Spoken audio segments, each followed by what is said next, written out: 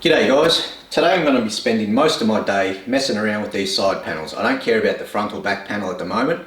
I want to get these side panels in a position that I can glue them up, probably tomorrow.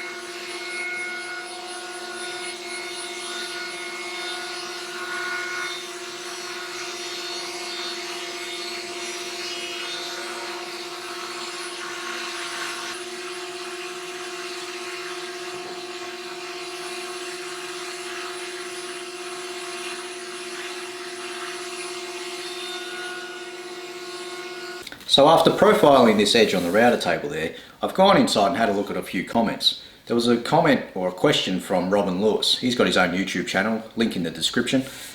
He asked me, Kuffy, after you use a spoke shave and a card scraper, why do you bother to sand it afterwards?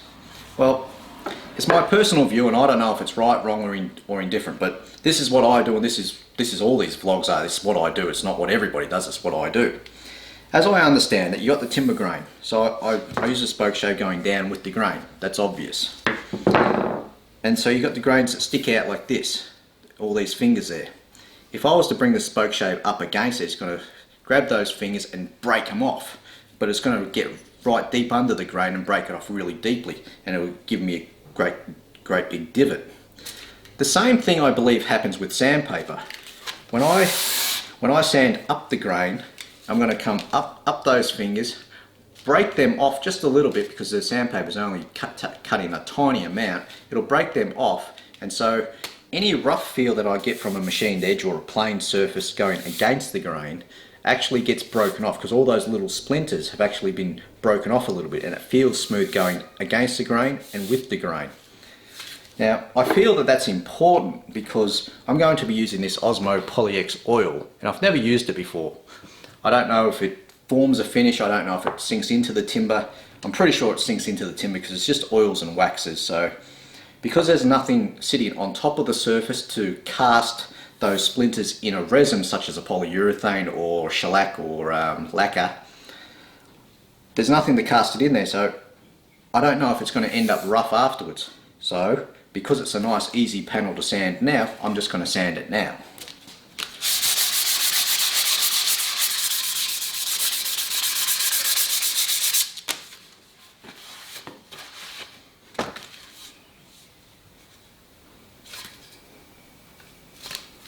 Sanded, good to go.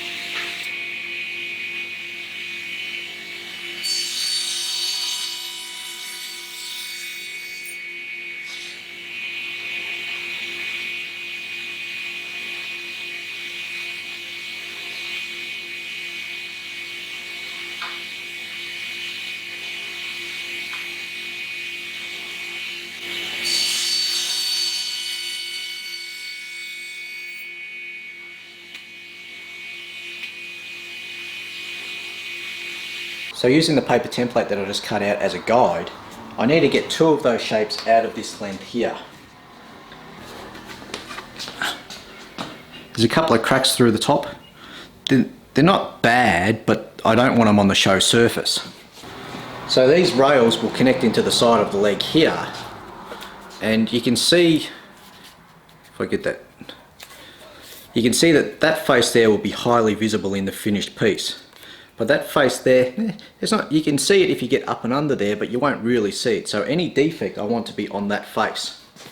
So as much as it pains me to do it, I need to send this through the thicknesser both sides to get it flat and even so that I can see exactly what I'm working with and I'm not guessing. Plus I actually need this face to be flat because that's going to end up being this face here. So off to the jointer.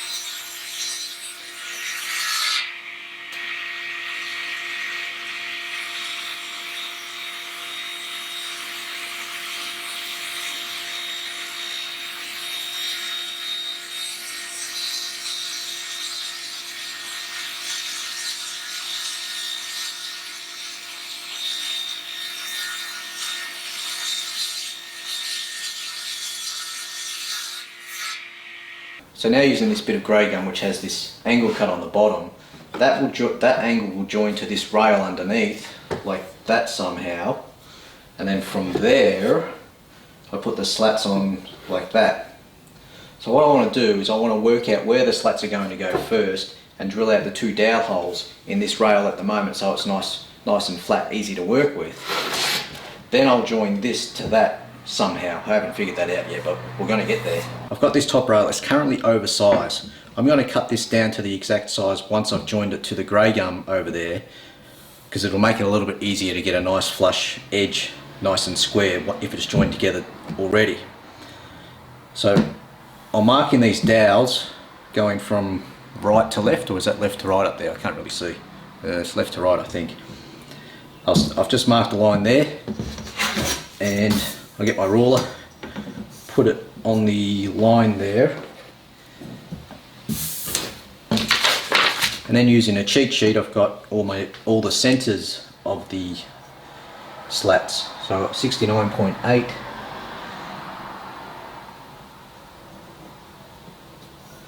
149.6, and then 698 is the overall length.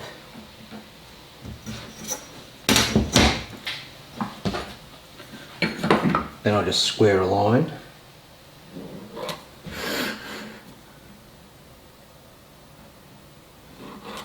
And so now I need to put 2 dowels through the top of this slat here.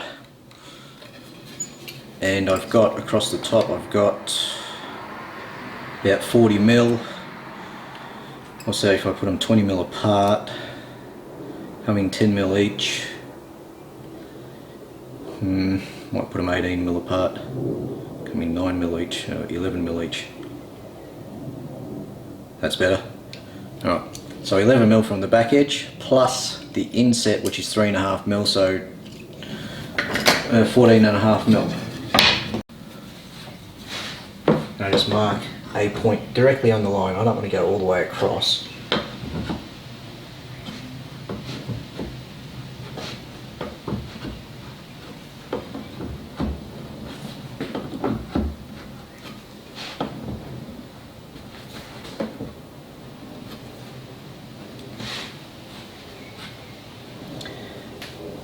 And then 14.5 plus 18, we've got whatever that is, I don't bloody know.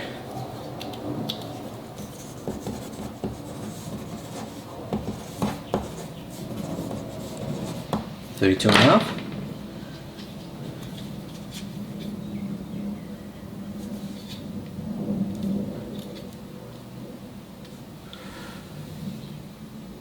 $32.49. I know, I'm a hack for accuracy.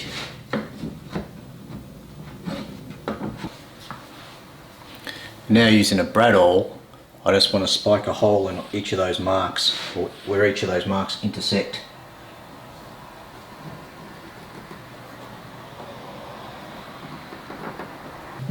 Now I can go drill those out with a 6mm dowel bit for a 6mm dowel.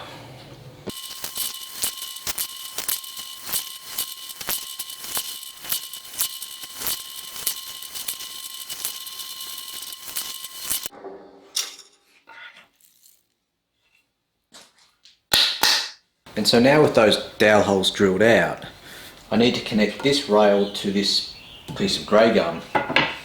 And I know that it's located, from this sharp point here, I know that it's located 13.9mm back along this angled face. So if I get a marking gauge, 13.9,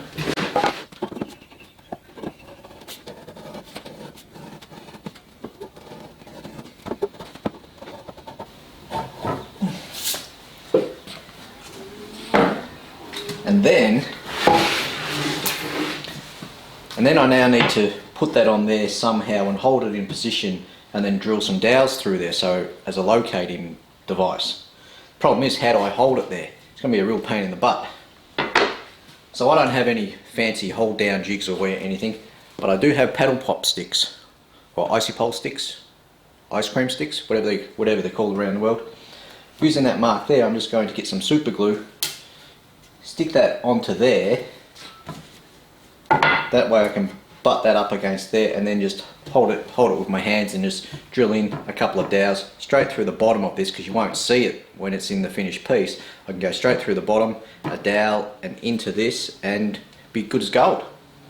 Easy peasy, Japanese.